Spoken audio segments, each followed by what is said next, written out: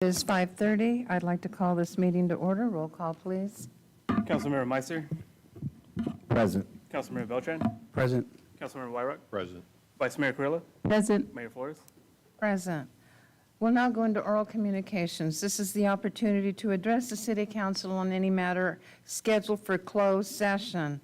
Unless additional time is authorized by the council, all commentaries shall be limited to 3 minutes. Is there anyone that would like to come forward to address the council for any item in closed session? Brock Neely, address on record.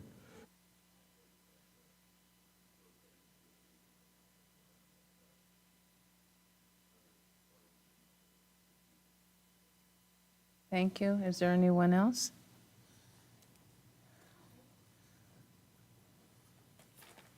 I'm going to ask you to kindly remove your cap as you address us. Thank you. And you'll have 3 minutes. Please state your name and city of residence for the record. My name is Diane Porter, and my city of residence is Porterville, California.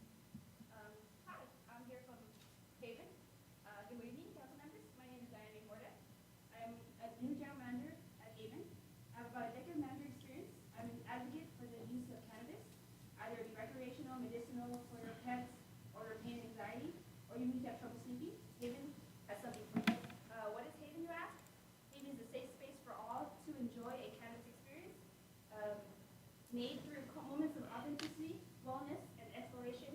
Haven has been serving the Porterville community for almost 2 years now, and we take pride in doing so. Haven positively impacts our community by contributing to economic growth, contributing to our local revenue, access to medical marijuana, and education about safe and effective cannabis use. Haven strives for community engagement. Some examples of our contributions and non-profit partnerships are Toys for Tots, SPCA, the Family Crisis Center, and the Forever Project, just to name a few. We are currently working on a civic community event to fundraise and partner up with FoodLink. Other future events we hope to achieve are hosting an annual adoption neutering event, a community cleanup, and a Spanish heritage event. Haven recently had our summer festival, proudly providing a platform for small businesses to showcase themselves, which turned out amazingly. We hope to continue to contribute to our community. Haven is here today, wanting to introduce ourselves and see how we can further help our community. I thank you for your time and your opportunity, and if you have any questions for me, I'm gladly to answer them. Thank you. I just have a question for legal counsel. Since this is not an item that was for closed session, do we carry it over to the oral communications part? Note it for the record. Note it for, thank you. Thank you very much. Okay. All right. Is there anyone else that would like to come forward for any item under closed session? This is the time. Do we have anyone on virtually? Is there anyone else? You'll just need to come up. You'll stay. Did you want to say something for closed session item? And the item on the agenda? I, What item are you here for? Personal item I wanted to bring up to council. Normally, our regular oral communications period is actually at 6:30. This is just for closed session. He could say something right now. We could carry it over if he doesn't want to wait for an hour. Do it now and rather not come back, or you can wait. It's up to you. all right. Thank you. That way you can address all. Is there anyone else that would like to come forward? Do we have anyone on virtually? No, Your Honor. Okay, it is 5:33. We will now go into closed session, and we will reconvene as soon as we're done about 6:30. Pardon May I me? read the items, Madam Mayor? I'm sorry, I'm going into closed session. You can tell this is one of those days. I'm ready to go. All right. We, yes. We do have Let's do that. Let's go into closed session items. We have 7 items before you this evening in closed session. The first being pursuant to Government Code Section 54956.8, conference with real property negotiators, property APN 253-160-064, 065, 068, 069, 070, 261-125-018, and 18, 19, and 20. Agency negotiator Patrice It's one of Hildreth and those Jason nights. Ridenauer, negotiating party, City of Porterville, and James Gregory Shelton, under negotiations, terms, and price. Number 2 is pursuant to Government Code Section 56.8, Conference with Real Property Negotiators, APN 253-174-004. Agency negotiator Patrice Hildreth and Jason Ridenour, negotiating party, City of Porterville and Rhode Island Suburban Newspapers, under negotiation terms and price. Number 3, pursuant to Government Code Section 54956.95, liability claim. Claimant Salvador Rosales, agency claimed against, City of Porterville. Number 4 is pursuant to Government Code Section 54956.95, liability claim. Claimant Selena Bolter, agency claimed against, City of Porterville. Number 5 is pursuant to Government Code Section 54956.9D1, conference with legal counsel, existing litigation, Hill International Incorporated versus City of Porterville, Tulare County Superior Court case number PCU 309701. Number 6 is pursuant to Government Code Section 54956.9D3, conference with legal counsel, anticipated litigation, significant exposure to litigation, 4 cases in which facts are not yet known to potential plaintiffs. And the last is pursuant to Government Code Section 54956.9D4, conference with legal counsel, anticipated litigation, initiation of litigation, 3 cases. Now you know why I wanted to go into closed session right away. All right, it is 5:36. We will go into closed session.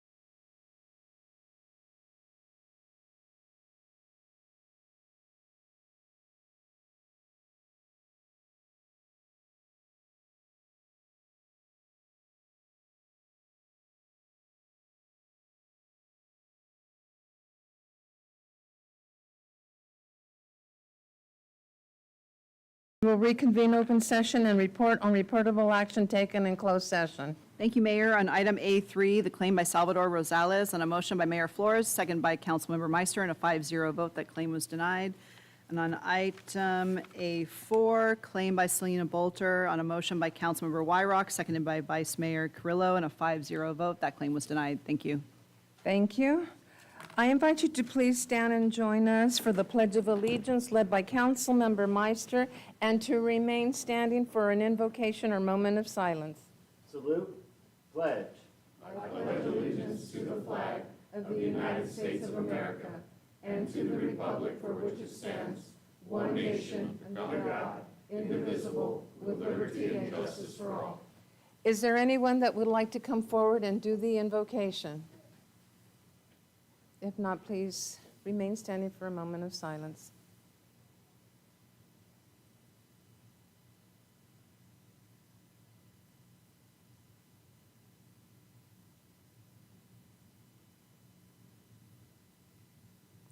Thank you. You may be seated.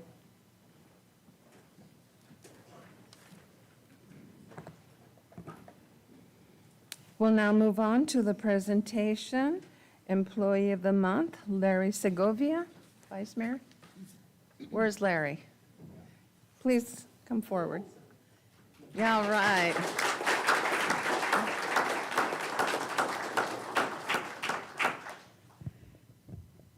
Good evening. Firefighter Larry Segovia, legacy of service and expertise. Larry Segovia has been an integral member of this fire department since 2011, embodying a career of exceptional dedication and multifaceted expertise. His journey to becoming a firefighter is marked by a rich background in emergency services and healthcare, highlighting a lifelong commitment to helping others. Larry is married to his wife, Christina. They have 5 kids, Sadie, Emil, Kobe, Emily, Jordan, and 1 grandson, Curtis. Larry's parents are Larry Segovia, Carrie Estrada, and Ralph Estrada. Before joining the department, Larry was working as a 911 dispatcher, EMT1, and an EMT2. After his time in those fields, he furthered his knowledge in the medical field and became a respiratory therapist. Larry's dedication to education and training extends beyond his professional roles. He is a seasoned instructor in CPR, cardiopulmonary resuscitation, NR, neonatal resuscitation, ACLS, advanced cardiovascular life support, and PALS, pediatric advanced life support. That was a mouthful, Larry. Okay. In his current role as a firefighter, Larry holds several key positions. He is an acting engineer, peer support team member, confined space instructor, infectious control officer, hazmat specialist, and a member of the fire investigation unit. During June and July, firefighter Segovia diligently investigated 3 separate fire cases, leading to the arrest of 3 individuals. With a focused 3-week time frame, these efforts played a crucial role in removing these individuals from our city streets. This work not only addresses immediate safety concern, but also aligns with our mission statement to safeguard and put duty above all. Outside of his professional duties, Larry finds fulfillment in working on his homestead. His time spent tending his garden and maintaining his property reflects his hands-on approach to life and his passion for personal projects. Larry Segovia's extensive background in emergency services, coupled with his current roles and teaching endeavors, makes him a well-rounded and highly skilled firefighter. His career is a testament to his unwavering dedication to public service, continuous learning, and community support.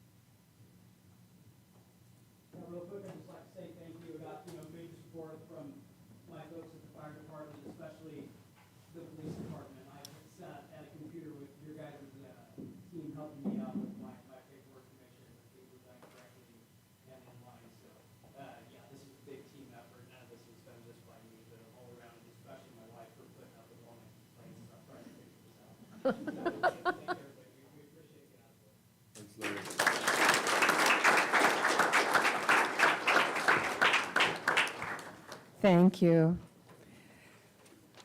We'll now move into oral communications. This is the opportunity to address the council on any matter of interest, whether on the agenda or not. Please address all items not scheduled for public hearing at this time. Unless additional time is authorized by the council, all commentaries shall be limited to 3 minutes. You will be asked to state your name and city of residence for the record, and we will continue to adhere to the 3-minute per speaker time period so that we can continue in an orderly fashion proceed with decision-making responsibilities. Is there anyone that would like to come forward and address?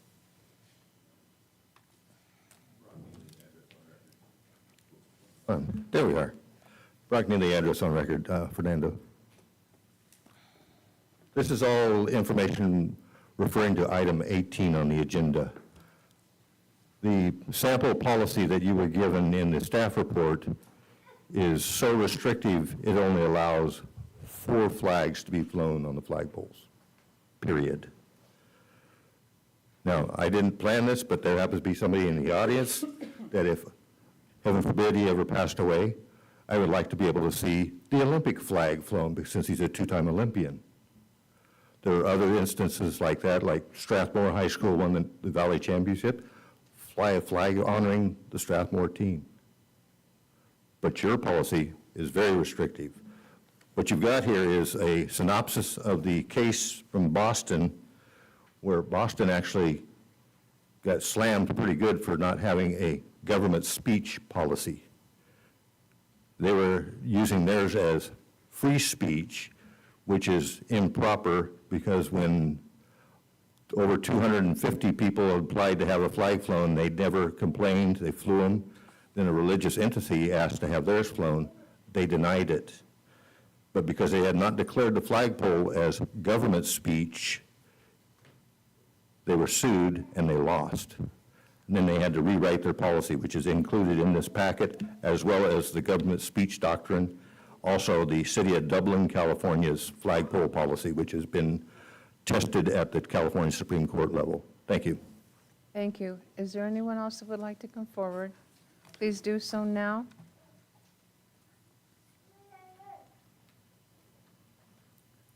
My name's Bonnie Boyd. I live in Porterville, and I don't have anything really important. I just wanted to put a face to item number 16. It's me you will be considering for the Arts Commission. Thank you. Thank you. Is there anyone else that would like to come forward? Please do so.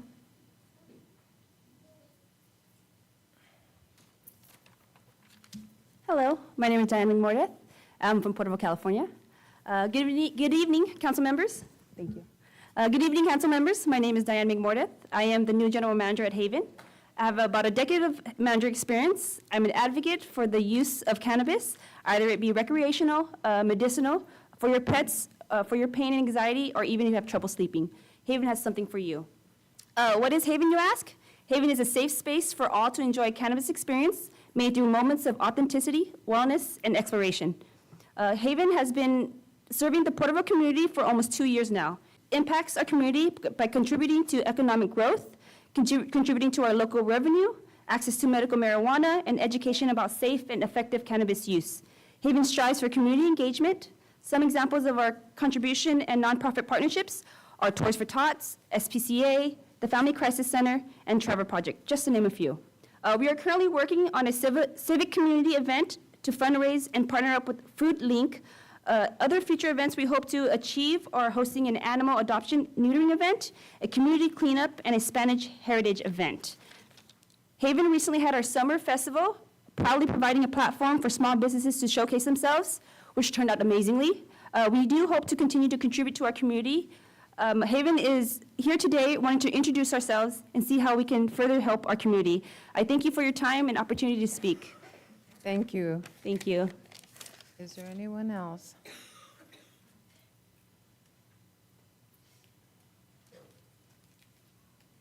Hi, Christy. Good evening. I'm Christy Martin. I'm here on behalf of the Porterville Chamber. I just want to give some quick updates on some things we've got going on. Our next coffee with the CEO we have tomorrow at 9 a.m. at Stafford's. So again, this is a great opportunity for any business owners, whether they're chamber members or not, to come out, meet with myself, meet some of our board members, meet some of our other members. At our last one, we had almost 20 people there, so much so that Rob texted me the next day and said, I bought more tables for you guys. So we definitely encourage you to come out. It's just a very great way to kind of have more intimate conversations and get to know us a little bit better. And then our next First Friday coffee will be on September 6th at 7 a.m. at Galaxy Theaters. So our sponsor this month will be Touchstone Pistachio. So great opportunity to come out, meet their new director of operations, learn a little bit more about what they have going on out there. We have 2 ribbon cuttings coming up in September. So the next one will be September 16th at 11 a.m. We'll be at Keller Williams with the Cindy Fernandez group. And then we'll be having one on September 28th at 11 a.m. Up at Tule River Economic Development Corporation, so up by Eagle Feather. And we'll be celebrating their rebranding that they recently did. How much time do I have left? Our next big special event that we have coming up is our business showcase. So that's going to be on September 13th. We're going to be from 5 to 8 at the Veterans Memorial Building. If you've never come out, come check it out. It's a great opportunity. We'll have probably close to 40 local businesses there. We do our Taste of Porterville, so several of our restaurants and our food members will be out there giving out free samples. There's a chance to win prizes, and we're having a game show theme this year, so it should be a lot of fun. And again, a great opportunity to get to know some of the businesses in our community. The other thing I want to share, our next Government Affairs Committee meeting is going to be on August 29th. This is open to our members, and we highly encourage our businesses to join us. We will be having a guest speaker there who is going to be sharing more about Propositions 33, 35, and 36. And we're also going to be talking about workplace violence prevention plans. This was a new law that went into effect starting July 1st. So we're going to be talking to our businesses. If they're not already prepared for that, how can they get prepared for that, and how can we help them? And then lastly, we have our nominations still open through the end of August for our Man, Woman, Large and Small Business of the Year and Nonprofit of the Year. So if you know somebody exceptional in our community, individual, business, nonprofit, that they've done great work, please just visit our homepage. There's a button right at the top, and we really encourage you to nominate those individuals so we can recognize them in November. And that's it. Thank you very much. Thank you very much. Is there anyone else that would like to come forward? Please do so.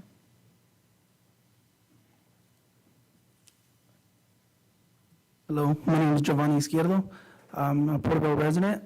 I am here to address your guys' sign policy.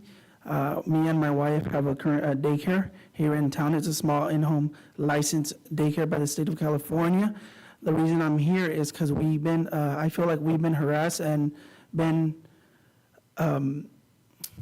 targeted towards our signs.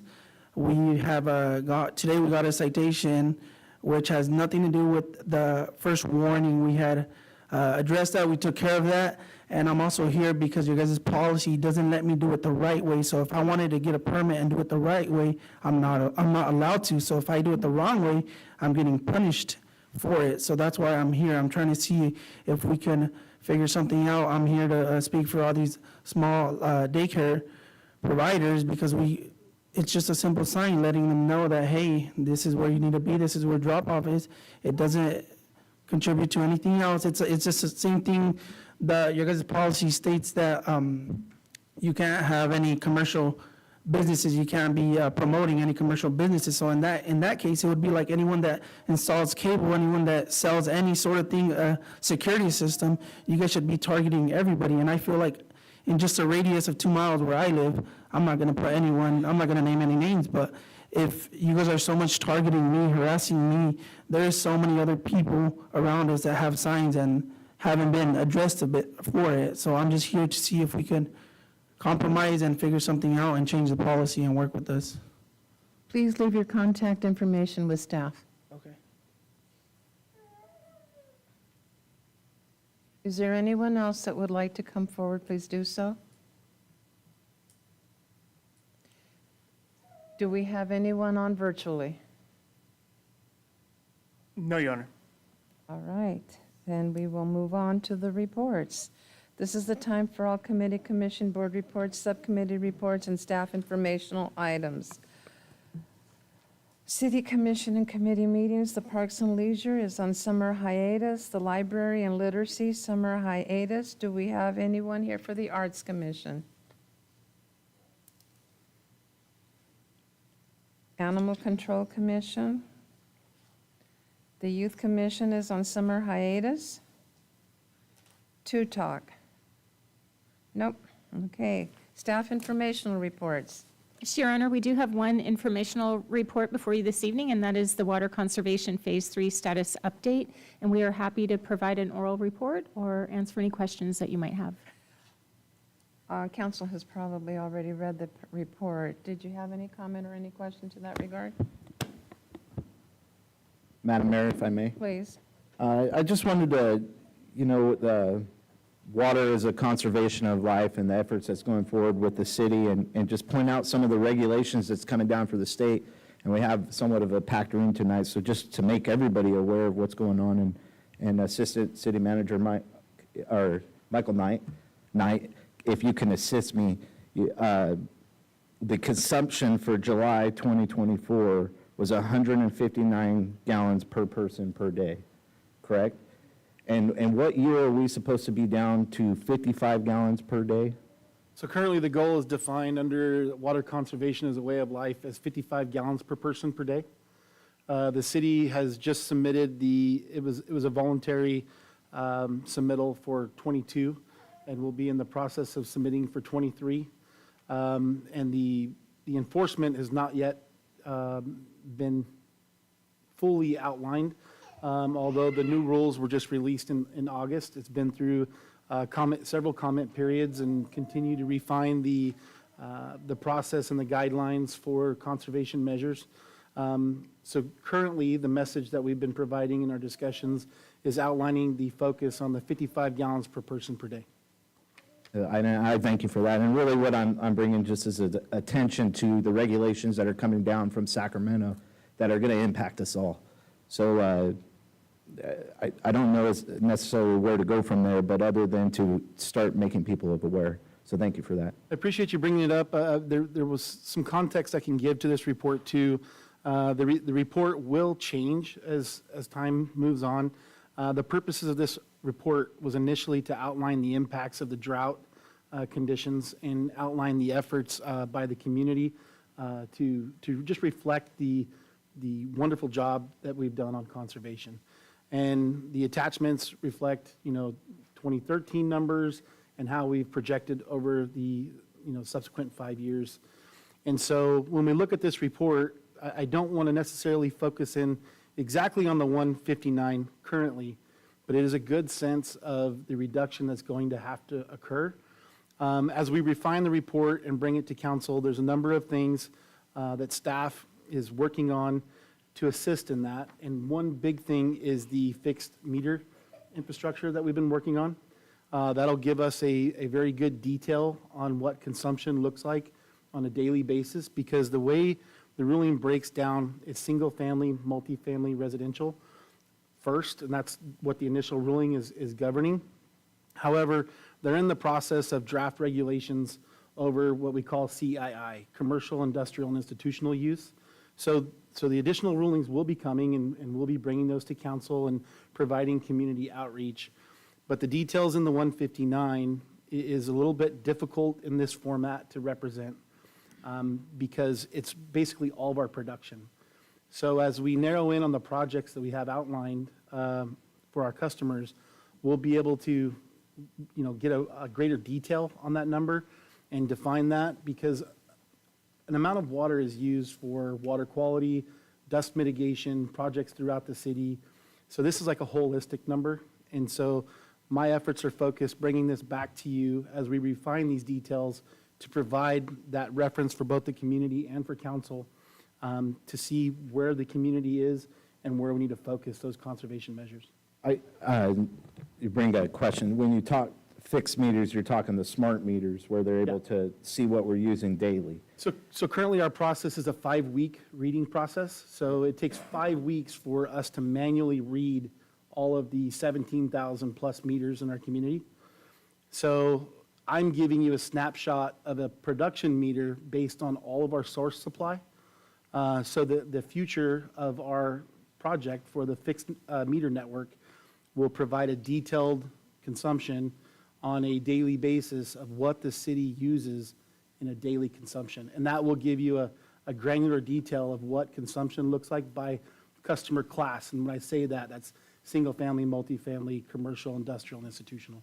Thank you for that, Mike Knight. And there's no doubt that Porterville's been leading the way in water conservation, I think locally. And I know you've been working really hard on this issue, and we appreciate what you bring to the table. Thank you. Thank you. Anyone else? All right. We'll now move on to consent calendar. All consent calendar items are considered routine and will be enacted in one motion. There will be no separate discussion of these matters unless a request is made, in which event the item will be removed from the consent calendar. All items removed from the consent calendar for further discussion will be heard at the end of scheduled matters. We have items 1 through 14. If there are no noted conflicts or anything that needs to be stated, how does council wish to proceed? Madam Mayor, if we could pull agenda item 14 just for some clarification comments. Okay. Number 14 has to be pulled, so we have items 1 through 13. I'll make a motion to approve consent items 1 through 13. I'll second. We have a motion, we have a second. No further discussion, call for the vote. Passes unanimous, 5-0. We will now move on Thank to you, the Your Honor. scheduled matters. We do have 5 scheduled matters now before you. The first one is the consideration of appointment to the Parks and Leisure Services Commission, and Ms. Andrade would be presenting this item. Thank you, Ms. Hildreth, Mayor, and members of the council. The Parks and Leisure Services Commission currently has a vacancy with a term to expire in October 2025. City staff is in receipt of one request for appointment, which is provided herein for City Council's consideration. The application is for Ms. Catherine Capone. The Parks and Leisure Services Commission serves in an advisory capacity to the City Council on matters concerning parks and leisure services and is comprised of 8 members with staggered 4-year terms. To be eligible for appointment, individuals must reside within the City of Porterville and represent a cross-section of the community. The commission currently meets on the first Thursday of each month at 5:30 p.m. at City Hall. Staff has confirmed that the applicant's listed address is located within the city's boundaries. Staff recommends that the City Council consider the appointment of Catherine Capone to the Parks and Leisure Services Commission to serve the remainder of a 4-year term set to expire in October 2025. Staff is available for questions. I have no questions, and I see Catherine in the audience this evening. And I have to tell you, when people are willing to step up and serve on commissions and volunteers, it's amazing that you have people that actually want to serve, and thank you. So with that being said, I make the motion that we accept Catherine Capone, and we have a second. No further And discussion. I just say with comment, there hasn't been anybody more dedicated to our parks recently, in recent history, so thank you, Kathy. Okay, now, call for the vote. Passes unanimous, 5-0. Thank you. Okay, now we'll move on to the next one for the Arts Commission. Thank you, Your Honor. The next item before you is the consideration of appointment to the Arts Commission, and again, Ms. Andrade will be presenting. Thank you, Ms. Hildreth, Mayor, and members of the council. The Arts Commission currently has 2 vacancies on the commission, 1 youth seat set to expire in July 2027 and 1 regular seat set to expire in July 2026. City staff is in receipt of 1 request for appointment, which is provided herein for the City's Council's consideration. The application is for Ms. Bonnie Boyd.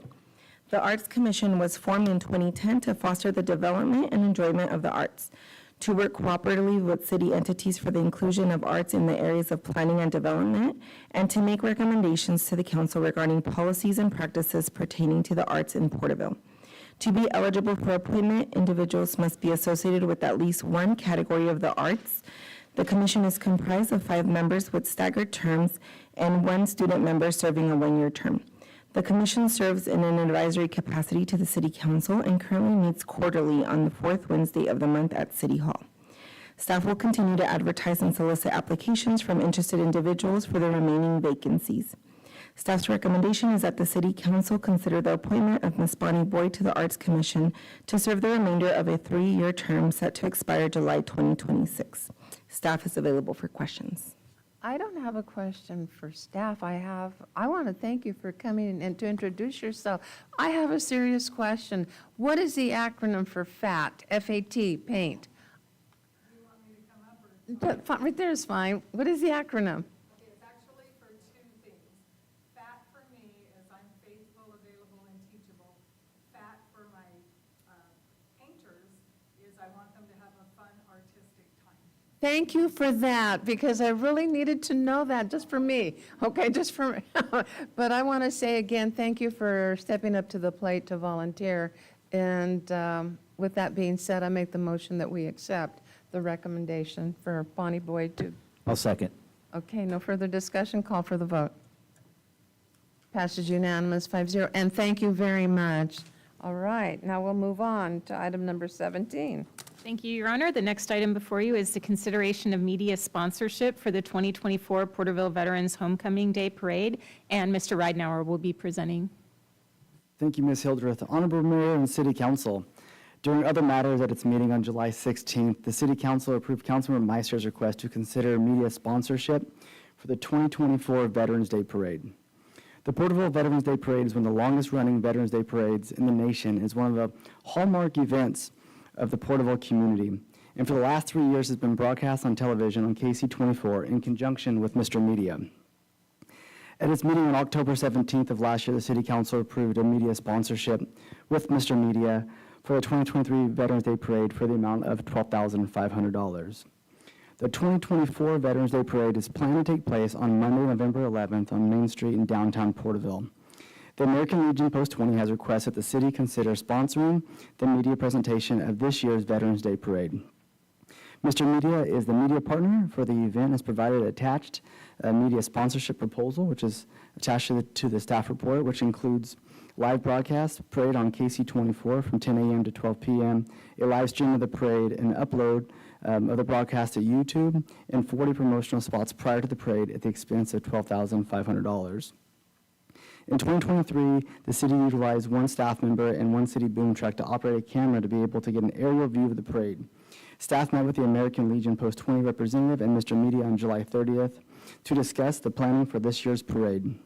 The Mr. Media representative noted during the meeting that city staff, that the city would be credited for the expense of the staff and equipment utilized for 2024 broadcast if the city council approves a proposed sponsorship. Staff estimates the cost of the city equipment and staff time to be approximately $94.65 an hour.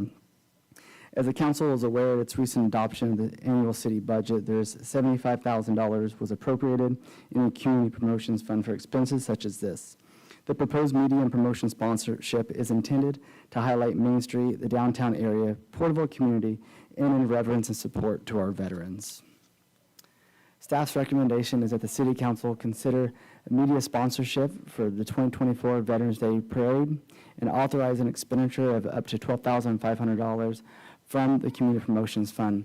And I believe there is a representative from Mr. Media in the audience today. Staff is available for questions. Thank you. I'm happy to see the gentlemen in the audience that are here this evening. Good to see the both of you again.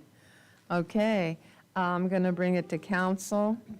And how do you wish to proceed on this item?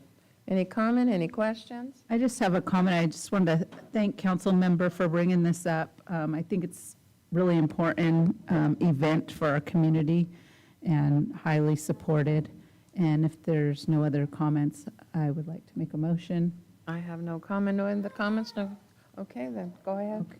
Did you want to make a comment first? You started that. No, if it's that easy, I want to go home tonight, so I second, let's vote. Okay, no further discussion. Call for the vote. Passes unanimous, 5-0. Thank you once again. We'll see you. All right. We'll now move into item number 18. Thank you, Your Honor. The next item is the consideration of City Council policy on the exhibition of federal, state, and city flags and banners from city buildings and facilities, all occasions, and Ms. Liu will be presenting. Thank you, Ms. Hildreth. Mayor, members of the council. So, as you guys know, the city currently follows applicable federal and state law concerning the display of the U.S. and state flags. However, we don't currently have a policy concerning flag displays on city property.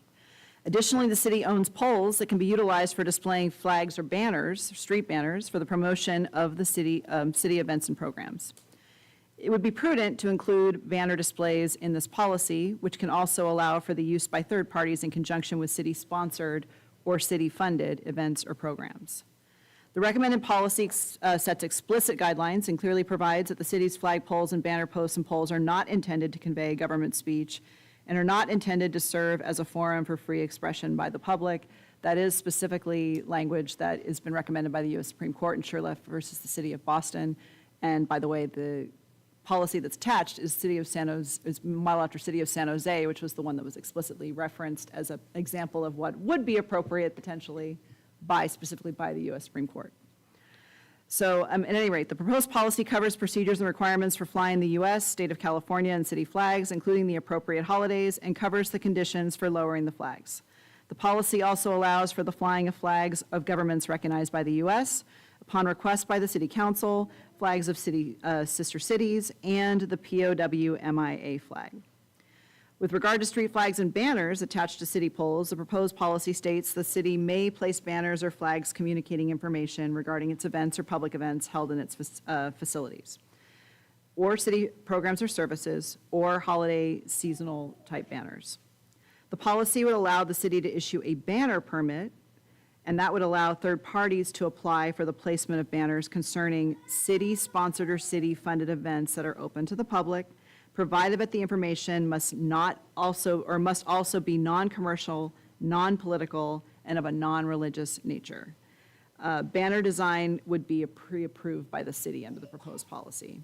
So the recommendation here is that the City Council consider and approve the City Council policy on the exhibition of federal, state, and city flags and banners from city buildings and facilities, all occasions. And I can answer any questions if you have. Thank you. Thank you. Council members, do you have any questions? Councilmember Beltran?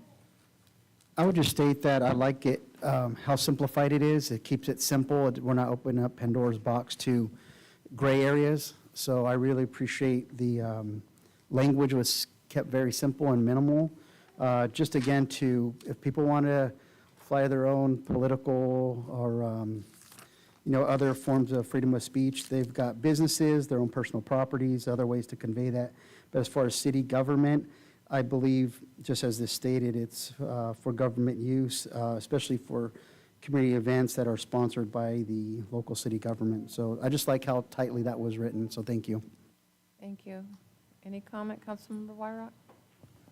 Yes, briefly, thank you, Madam Mayor. Thank you for this report and this policy. Just for clarification, could you share in your own words an interpretation of are not intended to convey government speech and are not intended to serve as a forum for free expression by the public? Actually, they are intended to convey government speech. So the reason why that language is that's actually the most important language in the policy, because what it makes it clear is that we are not opening up a First Amendment expression forum. This remains government speech. So government speech means we have complete control over the message. We've not opened it up to forum, which means that and so we have leeway, but as Councilmember Beltran pointed out, it's written you have to balance, right? The more we try to define, create a range, the more it's subject to interpretation, right? So it is intentionally written very restrictively right now. Could it be less restrictive? Yes. Does that make it a little bit harder to figure out what qualifies? Absolutely. So I went with bright line standards just because I thought that would make it the easiest way to avoid those issues. Does it mean we have to do that? No. I looked at many policies and they're all over the map on this. But the most important language is that we are keeping it, this is city-controlled property. And that's why, quite frankly, with the street banner side of it, with that program, we are requiring it be city-sponsored or city-funded so that we still control that message. That is also not a First Amendment forum. So, and that's important under that U.S. Supreme Court case. So thank you for that. Very clear. So on page 1 of 2 of the draft resolution here, it states, and I think there might be a word, the word "are" may need to be stricken. Whereas the city flagpoles and banner posts and poles are not intended, and you shared that they are Are you intended. looking at the resolution, or are you looking at? I'm looking at the okay. resolution. Gotcha. Oh, yeah, it should be fourth are one. and, are intended to convey. They are intended to convey government speech and are not intended to serve as a, Right. thank you very much. Yeah, that's- all I thank have. you. Thank you. That's a typo. Councilmember Meister, any comment? Yes, good catch, Councilman Wyrock. Yes, I love it. Whereas the city's flagpoles and banner posts and poles are not intended to convey government speech and are not intended to serve as a forum for free expression by the public. I like it. That works with me. Going over just some add-ins, I was thinking, page 2, B, section B, ceremonial flags, number 1, where it says flags of governments recognized by the United States, flags of governments recognized by the United States may be displayed upon request of the city council. And so I right away think of Newsom this last year when Xi from China came to town and they cleaned up the homeless and cleaned up the streets and flew Chinese flags. I'm not saying that Xi would be coming to Porterville anytime soon, but this would open that door for an event like that. Well, no, not really, I mean, only if the council approved it. I mean, Thank you you have the for- full, but, this gives you the full, it doesn't give the state the ability to tell you what flags to fly. Request of the city council, thank you. And then my other thought, C, street flags and banners, or excuse me, I apologize. Number 3, prisoner of war, missing in action, POW, MIA, flag, the nationally recognized POW, MIA may be displayed on appropriate holidays and as determined by the city and pursuant to any applicable federal or state law. I was thinking of expanding on this in what I was thinking, an all-American city, we're very patriotic. We have one of the longest-running Veterans Day parades west of the Mississippi, 105 years. We'll be celebrating 106. What if we added in branches of the government's birthdays, where we'd fly the Marines flag, the Army, the Navy, the Navy's birthday or Air Force, as far as the birth year of those branches of military. That was my thought as addition. I wanted to throw that out to the council.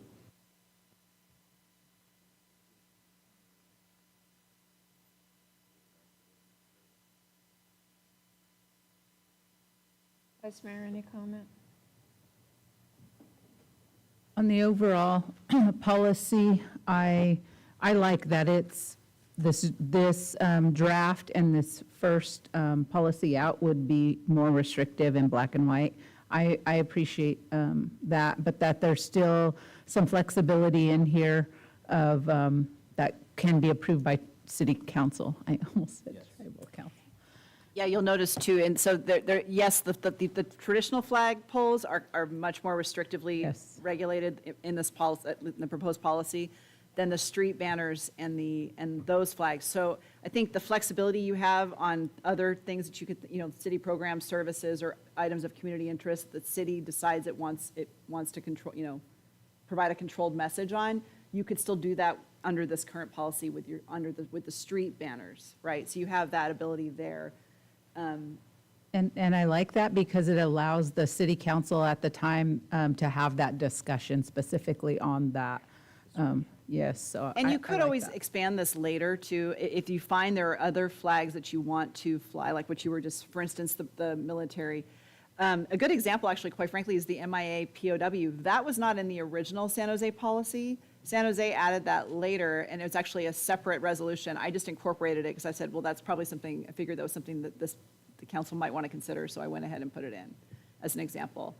I don't know, the only thing with branches of the military, we'd want to make sure that whatever we're doing is in compliance with their rules and regulations, and I do not know what those are off the top of my head, Councilmember Meister, so we'd have to look at that. I would say we'd want to look at that before maybe adding that to the policy. Finish discussion and then I'll Yeah. put a little more input. I want to say that I'm good with the draft resolution with the changes that have been brought to the table. And as far as the flag and banner policy, it's a start. We haven't had one, and it's always subject to change, and go with that. Go ahead. So to get time to look at that, would you need us to table this item until next It's up to council you. meeting? You could adopt this, and We then we can could, adopt and we it could and always do bring it an amendment later. We can do an amended policy. You will have another, we need to bring a fee back for the permit. So those usually come back to the council, because the council typically sets our city fees, our permit fees, right? I think that would need to come back, right? Yes, so that will need to come back. So we could also revisit it then, or you can continue it if you want to continue it until we bring back the fee. It's really up to the council. Well, I don't know if you we need to- need to use this yet, do we, or can it wait another meeting? Well, we do have some parades coming up. Yeah, we have some parades. So, yeah, let's make sure staff could go to work, right? If we could get you to look into these branches, and I left out the Air Force. I think someone mentioned that in the audience. A Space Force, yes. Thank you. There's a lot. So, May I make a comment? That we go ahead and approve the draft resolution with the changes and bring back the draft flag and policy banner with the changes and comments, so that at least we get the one I mean, going. the other thing we could do, we could add flags of branches of the U.S. military, consistent with applicable federal and state, or, federal laws. And that way you've got it covered. It'll be allowed to the extent it's allowed. And then you guys can always and then it's in the policy. And it gives then us you can- And then discretion. you can always have a separate item for when you want to do it, because that would still be consistent with the policy. Then let So me I can add a rephrase. statement in, and then that would cover Let it. me rephrase, Yeah. okay? That we accept staff recommendation on the draft resolution with the changes, and that we accept the flag and banner policy with the changes, as stated here. Does that work for you, Councilmember Meister, or the rest yes, of the council? what you're saying is you're making a motion of Julia's. What- Exactly. I second. Question, go ahead. So the flags, I really like the addition of, the anniversaries of the birthdays of the different branches of the service. And those flags would be flown as a banner or on a city flagpole? No, I'm proposing you go ahead flagpole. and add it to your ceremonial flags part. Yes. But we'll leave some wiggle room as to when, as long as it's consistent with law, and then you guys can set those at a later time. It doesn't have to be part of the policy itself. You can just decide you want to do it. And, please, go ahead. Just for clarification, so it will be, the branches of government will be added Branches of applicable, military. yes, sorry. That's okay. Applicable to their guidelines. And then also, it will still go under the council at that time will approve if the, Right, so what'll end up happening, Okay. you just authorizing your ability to do that, so the policy then is covered, then you can just have a specific action to determine when you want to do it. It will be, you won't have to change the policy to do that. I'm good with all of that. Okay, thank you.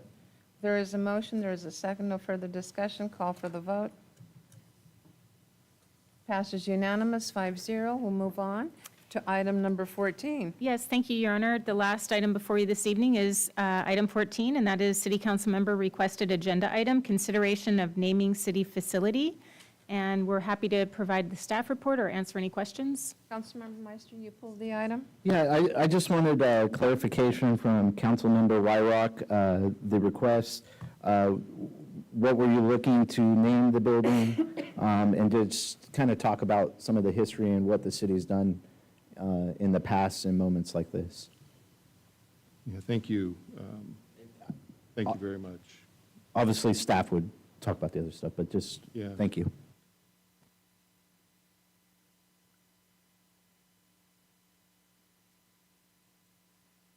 It's amazing that we have the animal control building live and open, serving all of the residents of Porterville. And it came to fruition through a lot of effort from a lot of different people. That building is representative of the gracious spirit of the city of Porterville, I believe, and an individual who we have been asked by numerous people that have come to the podium over the past few months to consider naming or in some way making tribute to Augie Gonzalez in relation to that building. I do understand and wanted to share that the city doesn't typically name buildings in honor of an individual. We do have a wall of fame to recognize the contributions of individuals, and we recognize the contributions of many people that provide just the outreach that they do to make life a little bit better in Porterville. And there's so many that do so much for Porterville, including Augie. During the ribbon cutting, or just before the ribbon cutting, we had the privilege of touring the shelter there. And there was an adoption room, and there were some comments about maybe a tribute to Augie there at that adoption room, because that would, I believe, I didn't know him personally, but I've heard a lot about him, that it would probably make his spirit feel really good to know that his efforts came to life and animals are getting a second chance at life. During the ribbon cutting, and also during the pre-tour before the ribbon cutting, the donors' names, many donors' names are on the wall in the lobby, and it's a vast, and if you haven't been there, folks, I encourage you to go look at that building, take a tour. It's amazing. Adopt an animal. It's just open, it's airy, it's beautiful, it's fresh, it's clean, it's hope for these animals. And I thought that maybe on the wall, at least, and I'll pass these around, an additional dedication plaque. And I just wordsmith this may not be the right plaque, but some testament to his dedication. So the language I proposed on a plaque to go on the wall in the lobby would say something like, in memory of Augie Gonzalez, Porterville Animal Control Manager, dedicated to the fine people of Porterville, whose selfless dedication to animals brings humanity such peace. With gratitude to our city staff, generous donors, and ongoing supporters for bringing Augie's vision to reality. That was it. And I'm not saying this has to be the language, but we did hear from the community that they would like to see some type of recognition for Augie. And we're not going to fly a flag for him, right? But his life is a flag flying in many people's hearts. So that's what this was all about, Councilmember Meister, just to bring tribute to Augie and to the supporters and the volunteers and the staff and the donors and the ongoing supporters that will need to help these animals find new homes. I'd like to make a comment, and I'm looking at Chief Costello. It has always been my understanding that there was going to be something in memoriam of Augie inside the building, somewhere, somehow, or a recognition of something to that effect, and that that was my understanding at one time. I don't know that. Yeah, in August of 2023, we prepared a staff report for City Manager John Lawless that was presented to council. Correct. As a recommendation from the Animal Control Commission.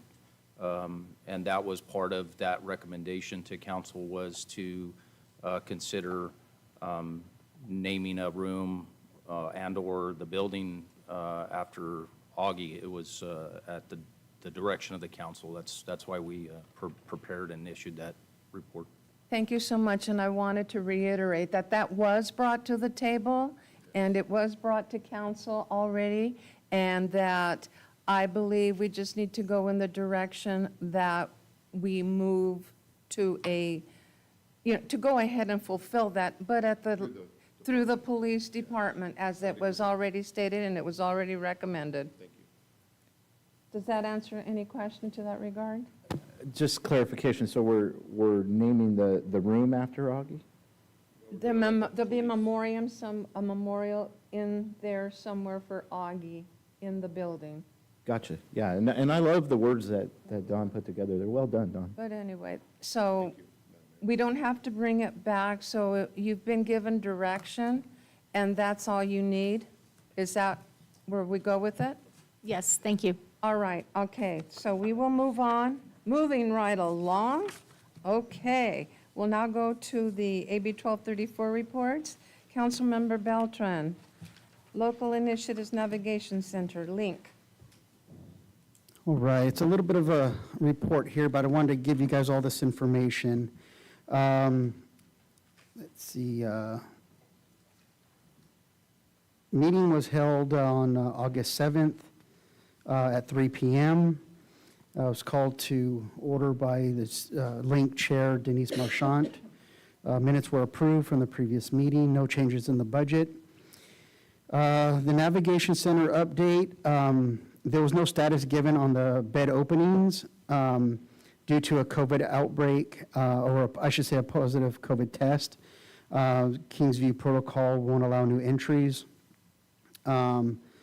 This has been an ongoing issue as far as communicable disease that hampers the efforts of the Navigation Center. KTHA has been asked several times to help out with some type of emergency funds in those situations. They have failed, or I should say, they've said that they do not have emergency funds to work with. I've communicated with city staff to work on a possibility to give some type of funding for these situations.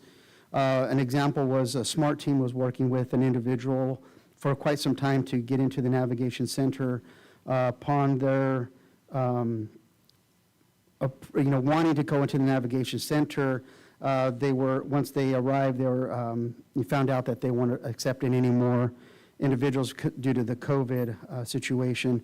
This created a problem for the SMART team, dealing with the homeless. And so it was just an ongoing issue there. There have been other problems besides COVID that has hampered people being able to go into there. So we'll continue to work with staff to figure out a way in those emergencies. To date, the Navigation Center, since its opening, has helped 1,238 individuals experiencing homelessness. Glad to report that temporary showers and restrooms have been put in place. They're just waiting for Kingsview to hire 2 part-time staff that are going to be monitoring those. So they're hoping by the end of the month, possibly the first week of September, to have those operational 7 days a week. So those experiencing homelessness can, use those showers and restrooms. This Kingsview, who manages the Navigation Center, a SMART team was in attendance at this meeting, and Kingsview staff requested that the SMART team make some extra patrols due to individuals that are lingering around the property across the street, particularly around the businesses, who have open containers, public intoxication. And SMART team said they will step up some patrols in the area, and they did note that they have in the past stopped by and have made arrests for all those different infractions. The SMART team did get an update that they're expanded the team. There's another officer who was added, so this will give, instead of the 4-day coverage, it'll now be 7-day coverage for that SMART team to help with that those calls. They stated a majority of the individuals that they've been coming into contact with regarding the new camping ordinances have all voluntarily complied. Those who have been a little more reluctant just took some encouragement and some additional education on the ordinance and to the use of the armory, the overnight cots, that they can stay there in the shelter. So that's really helped with that ordinance. The new animal shelter, they said, was also an improvement, that when they come across individuals dealing with homelessness, there are some situations with either dangerous animals or they have too many, that the animal shelter is able to help out with that situation. We talked about the COVID. Let's see. There are currently 35 beds available at the Armory. There's an average of roughly 27 people staying there. So if you see individuals out there that are panhandling and act like as if there's no place to go, there are open beds available at the Armory, so there is shelter space for these individuals. The subcommittee was discussed about the drive-through dinner tickets. That will be held on September 19th. I have tickets if you are interested. That dinner, or drive-through dinner, will be held at Trinity Lutheran at Henderson in Indiana. Also, the winter coat drive is coming up, and this is what the fundraise efforts go for blankets, jackets, warm weather clothing. That'll be held on November 13th. Those who wish to donate may drop off gently used or new jackets at City Hall, the City Library, or Trinity Lutheran. With that, the next meeting is on September 4th at 3 p.m. Thank you. Thank you. I really appreciate that. Tomorrow I will be making my journey to the Homeless Task Force because we have a meeting scheduled. Okay, with that being said, the Library Facility Planning Committee, Vice Mayor. Yes, sorry. The Library Facility Planning Committee met on August 15th here at City Hall at 4:15 p.m. 6 people spoke during oral communications regarding the new library design agenda item. And we also approved the minutes from the previous meeting, May 16th, 2024. Next, the item was the new library design options, and that was our scheduled matter. The new library was proposed as an approximate 40,000 square foot building on a 3.9 acre site with a total projected budget of $30 million. Approximately $15 million is currently funded. Through the programming phase and in collaboration with project stakeholders, PHA documented the desired outcomes and from those discussions have developed a basis of the design. As a result of this effort, PHA determined that the total program outlined in the needs assessment does not align with the proposed total budget of $30 million. Thus, PHA provided various options that included different size buildings with different budgets. And they actually provided us 7 options. So there was a lot to review. Option, and I'll just give, what we did was did a ranking. So each committee member got a overview of all the options, and then we did a ranking, and then we provided it to staff, and Amy was able to tally that up for us.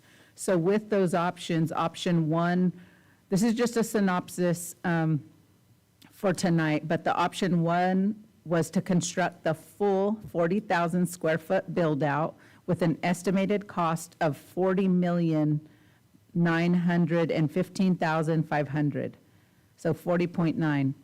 The option came in at a tie for second after the average of the committee's rankings were tallied. Option 2, that approach was to reduce all areas across the entire program to fit within a $30 million budget. This can be accomplished with a 24,600 square foot building. This design and layout would provide potential for future expansion at a later stage. This option came out on top of the committee's rankings. Option 3 included initial phase consisting of approximately 24,000 square foot building with a cost of $30 million. The basis for this approach consists of an initial build-out core spaces and those programmatic areas identified in the public survey as middle to high priority, with other areas not included in the initial build-out to be added later in future phases. This ranked in a tie for second. So those two, the differences was that it would be totally built out, but just on a smaller scale. And then the third option would be, it would be built out with middle to high priorities and leaving out some of the lower priorities from the needs assessment, both with areas to expand in the future.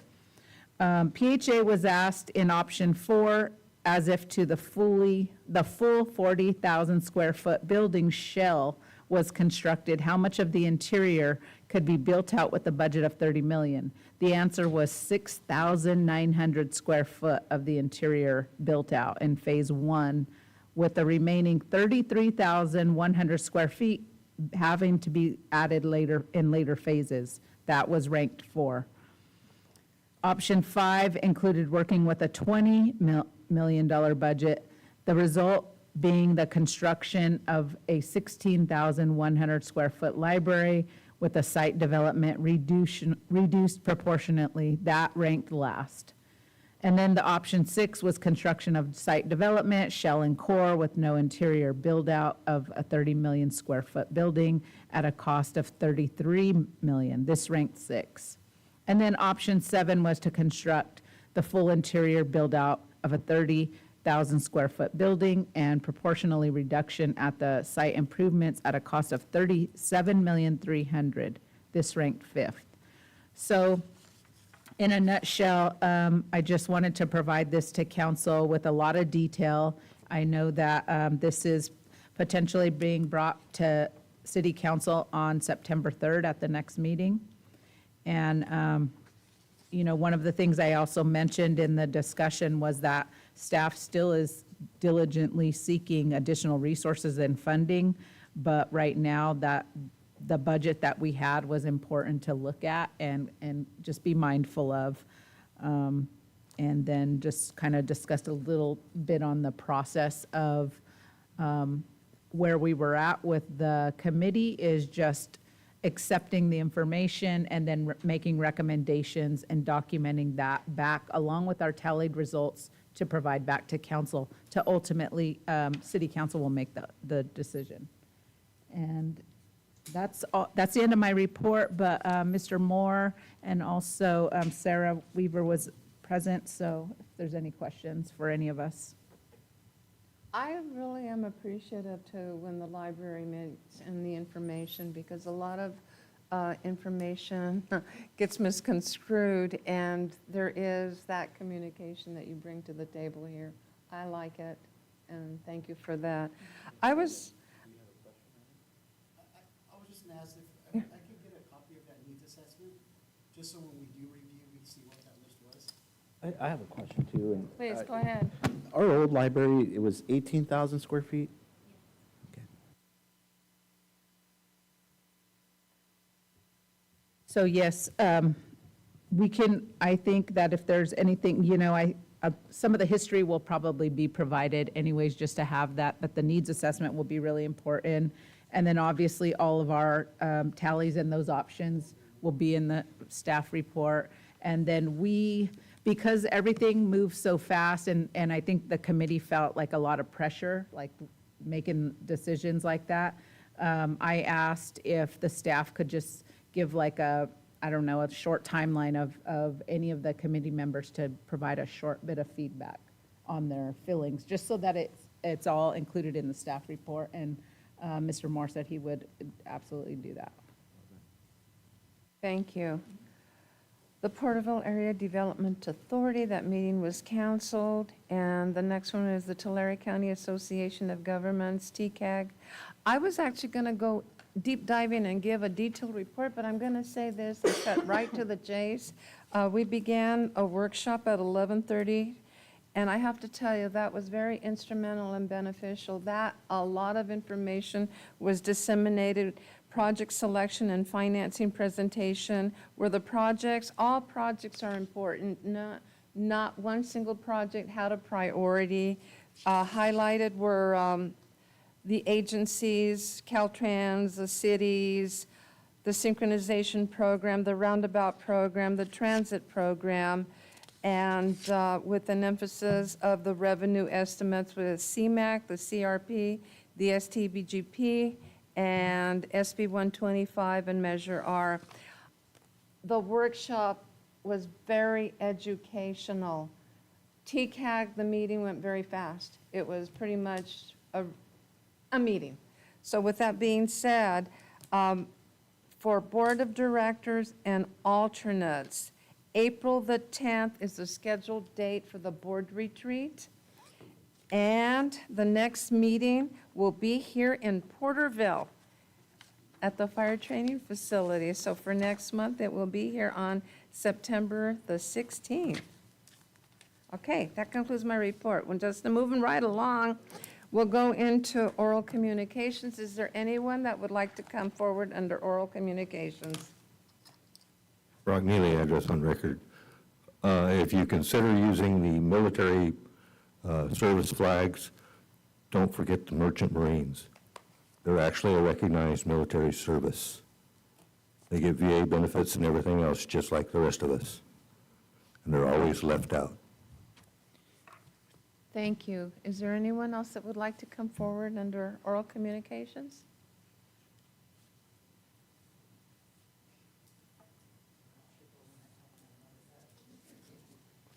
Hi, Rafaela Woods. I work in Porterville. I just want to let you know that I just texted Cindy Gonzalez to let her know about your decision, and she is just so pleased. She said Augie gave 200% every day for the animal shelter, and she's just so happy that you finally decided to recognize him. So thank you. Thank you. Anyone else? Anyone virtually? No, Your Honor. We'll now move on to other matters. Councilmember Beltran? I'll make it brief. I want to recognize the fire department. There's been a lot of fire incidents recently, and we know a lot of them thanks to social media posts and the department letting the community know. A lot of this has to do with the homeless that are down there. So I know that keep those guys busy. We might just see it as a typical grass fire, but all those situations, things can go sideways and cause more public harm. So thank you to the fire crews out there, keeping everybody safe. Also with the new badge pinnings, I wasn't able to be there for that ceremony, but want to recognize those individuals and their commitment to our community and public safety. Thank you to the two who were here that are joining the new commissions in art and parks. A lot of people don't realize all that city government does, and just thank those two individuals in our community who step up and just help, the community run well in all these different phases. It's just not elected officials, it's those volunteering and sacrificing their time that put care into our community. So thank you for stepping up on that. And good luck to the new candidates. I saw there's for city council, the election will be held in November. And so good luck to those candidates. I see one here in council chambers today. I don't know if anybody else is listed online, but good luck during the campaign, and to all those who are up for election. Just educate yourself, on the subjects and what's going on in your community. I know there's a whole national noise, but I don't think anything's more impactful than, as some of you guys recognized in us meeting today, in the local elections, just how much it impacts, whether it's the library, public safety, all these different aspects. So thank you. Councilmember Wyrock? Just two items. I'd like to recognize all the teachers and the administrators, all the home schools and our public schools and private schools around town. Schools open, please drive safe around town, yield to pedestrians. And then the Public Safety Office, I meant to step on no toes with the item that was brought up earlier on the agenda. I know the tribute will be fitting, and it'll be fantastic. Thank you very much. Thank you, Madam Mayor. Councilmember Meister? Well, Madam Mayor, I'll start with, I celebrated my 38th birthday, August 16th. And I think the greatest gift I had was from the Supreme Court, which upheld the block of the rewrite for Title IX from the Biden-Harris regime, which would allow biological men into women's safe spaces, sports locker rooms across the nation. So it doesn't necessarily help California, because in California we still allow laws like this. And a great example, SB 132 allows biological men into women's prisons, and it's very unfortunate. And until someone sues from harm from these policies, it'll continue here in this state. And I also want to thank Huntington Beach Mayor Gracie Van Der Mark. She brought research to an ordinance for Parents' Rights to Know City, which is opposing or battling AB 1955, which violates parental rights and notification laws. It actually keeps teachers from being able to notify parents of certain things that are going on in the classroom. And there's already laws in this state, like if your child is sexually active, the school will provide resources to be sexually active instead of notifying the parents, which is just dreadful and frightening as a parent myself. So I will be working on a letter of support to the mayor of Huntington Beach. With that, I'll move on. August 18th, I attended the first annual Veteran Car Show. I had the great honor of getting to announce the Best of Show and the People's Choice. It's always great to see the local vendors and our community come together for great events. And we also got to see candidate Alexandra Macedo come to town and shake hands, meet the locals, and it's always great. She's a big supporter of our community. I want to congratulate Larry Segovia. I might have said that wrong. Correct me if I said it wrong. Segovia, thank you.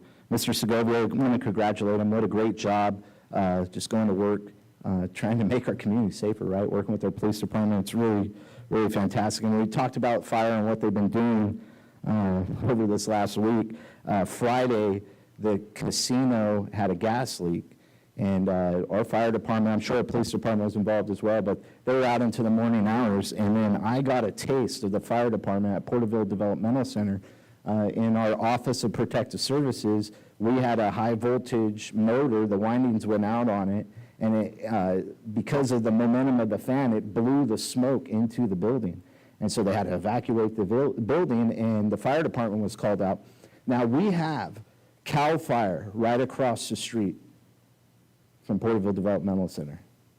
Our fire department beat them on scene. And that's not anything against CAL FIRE. I just wanted to make that point. It is really, and not only that, but the professionalism. They brought the ladder truck, it went up, guys went up, they had saws. My supervisor, he made the comment, he's like, you don't think they're going to poke holes? And I said, I don't know. They're going to work, man. So it's pretty awe-inspiring, and I knew that they worked a long shift the night before, but just to see them in action was great. I had the great honor on the 18th to join Carl Jordan's retirement party with the police department. Correct me, 37 years of service?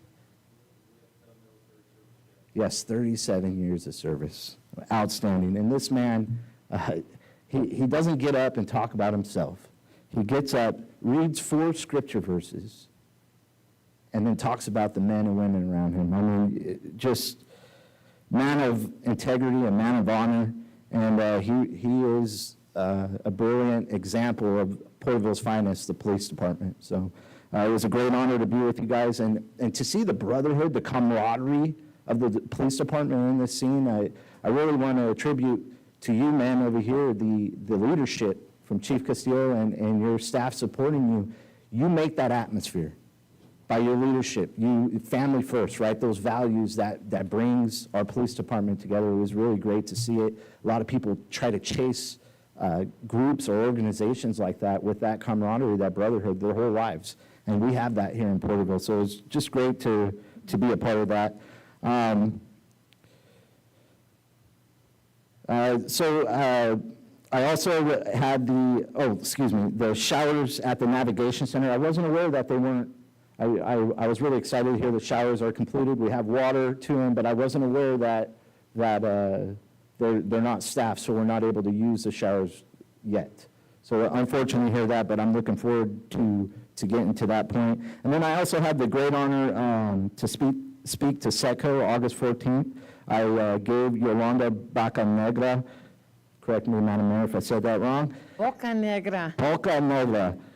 I got to give her a certificate of recognition for her commitment to our city, trying to keep our traditions alive. You know, if you guys recall, 2 Flag Days ago, she came in, call to action, the city to get involved with Flag Day Committee, and we've really grown from there. Right now we have the police department and fire department involved, lowering and raising the flag, and we had the jumpers jump in this year. It's really great, and it's turned into a great event. And to staff in this room, it's really just a great honor to be able to brag on what your accomplishments have been for this city, from roads, trash, and projects going throughout our community and providing customer service to our community in a great way, and it really makes us all look great. So I appreciate you all for what you've done. Thank you. You're done? Well, Madam Mayor, if you'd like me to keep going, I may. I could probably do this all night. Vice Mayor do. Fernando, next time you just put the 3-minute timer on all of us. Okay, I have a few. I want to acknowledge also the public that stepped up into the commission roles. We need good people. We need, those willing to volunteer and offer community service. So thank you so much for being willing to do that. My next thing is I wanted to mention the candidate forum. I love the idea of having that because I just think it's important, and it sets kind of a tone of being able to work together, whether that be the person that's elected and the staff and the current, sitting council. So I really like that idea of having the ability to come in and discuss issues or ask questions. I would like to thank the library committee for all their work and the point we're at right now. I think we've had some good and difficult discussions over the time that I've been serving on that committee. It's a really diverse group, but very passionate and proactive about, they love the library. And so, we do have some good discussion there, but I want to thank them for all their efforts because they pretty much are there and ready to discuss as needed.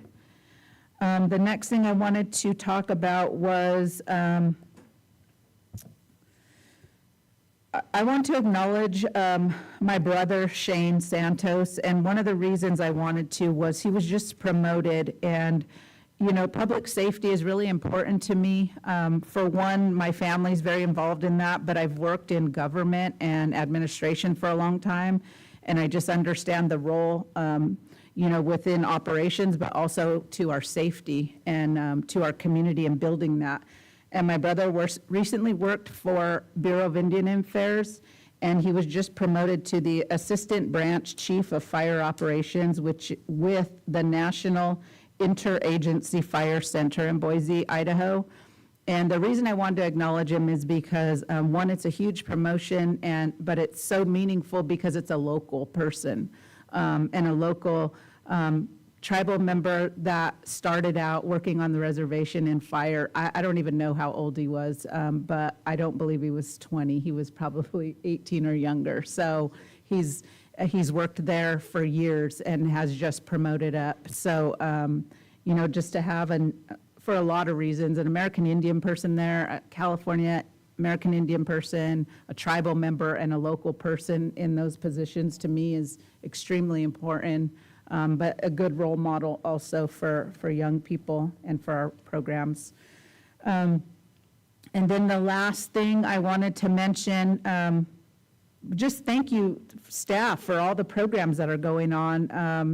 I recently got a tour to just see the trail that's in progress. I wasn't able to walk the whole thing because obviously there's work being done, but I really wanted to just hear about the planning, the funding, and the structure of it and the objectives. And that helps me to be able to talk to the community about it and ask questions or answer questions. So thank you for making time for me to do that. I requested months ago and I never made time, and the staff was ready to go. So I got to do that. So thank you for that. The last thing I'll say, Mayor, is that I think it's obvious to everyone now that I decided to not run for office.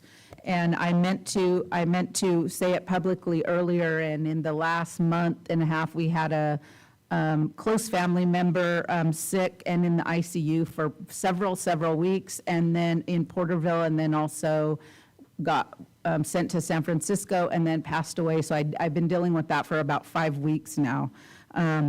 But with that, I just wanted to say to the community, my decision to not run was made earlier in the year, but I didn't want to disrupt what we do and make it about an election and things like that. I wanted to continue business, and I think I waited a little too long to announce it, but I know that it's public, and it was hard because I actually didn't think that I would love doing what we do up here, but I do. And I really am grateful for the people that I've met.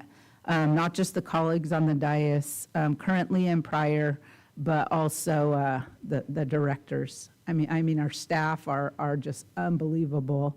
And the infrastructure that we have, and the layers of succession plans, I'll never forget it. And I'll always use that as an example in every place that I work. So I just want to thank you all for that. And, I think I had to make the decision because of time. That's it. It's about the time for me. We don't get paid, obviously, to be here, but we do it for community service. Well, I could speak for myself, which I believe most of us do that, but we want to make our hometown the best it can be. And we make hard decisions, we have difficult discussions, but we also have really great discussions and really great times. But I think with my work and getting a little bit farther away, and then the commitment that this council needs to have for committees is huge.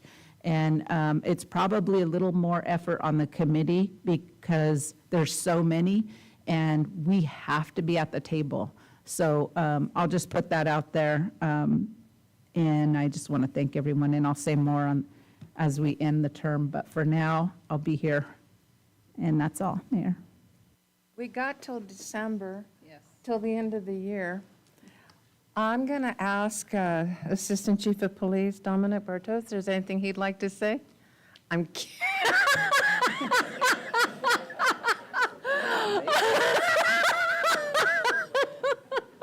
Gotcha.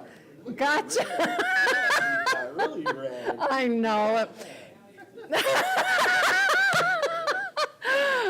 Oh, he made a lasting impression on me Saturday evening.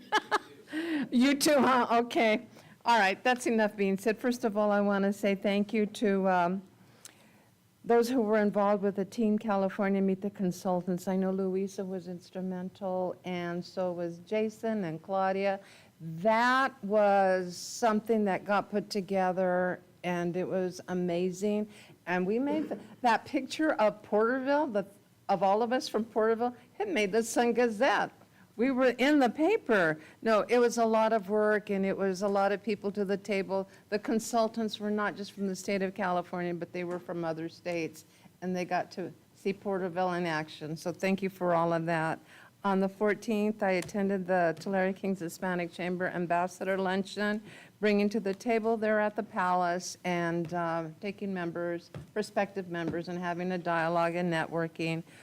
The firefighter badge pinning, it's wonderful to see the recruits, how you can only see the parents and the families, the smiles and everything else. And I want to say thank you, because it doesn't go unnoticed, the work that everybody does with that.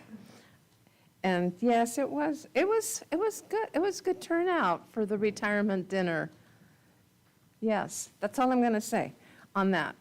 I want to make the announcement, I am a member of the Porterville Exchange Club, and this year their treasure trove is on Saturday, October the 19th. This is one I'm not going to be able to attend, but if you're interested in purchasing tickets, you can contact an Exchange Club member. Okay, with that being said, Patrice. I don't have anything further to add. Thank you. Well, thank you. With that being said, I'm going to go by this clock, not this clock, nor that clock. It's 7:58. We will go back into closed session. We're not done yet.